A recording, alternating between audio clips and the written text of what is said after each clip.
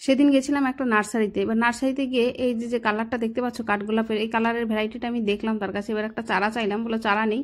তারপর একটা ডাল নিলাম, এই ডালটার দাম নিল 100 টাকা।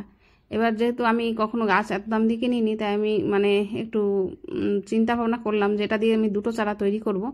তাই এবার এটাকে আমি মানে আনার 7-8 দিন পরে এটাকে আমি বসাবো বলে কাটতে বসেছি। এবার কেটে দেখছি এ থেকে কিন্তু রস বেরোচ্ছে, তাই এই রস থাকা অবস্থায় কিন্তু বসানো যাবে না। এবার এটাকে আমি আরও 2-3 দিন রেখে দেবো যাতে একটু শুকায়। আর যখন মানে এটা কাটবে তখন কিন্তু খেয়াল রাখতে হবে কোনটা কোন দিকের অংশ, মানে উপর নিচ হয়ে গেলে যেটা নিচের দিকের অংশ সেটা নিচের দিকেই দিতে হবে।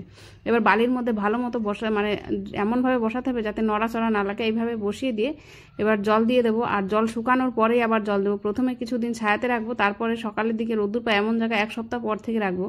আর একটা কাঠগোলাপ থেকে চারা তৈরি হতে কিছু না হলেও 2 থেকে 2.5 মাস টাইম লাগে। আর কাঠগোলাপ থেকে চারা তৈরি করতে গেলে একটু বেশি ধৈর্যেরই দরকার। এইভাবে কিন্তু এই চারাটা তৈরি হয়ে যাবে।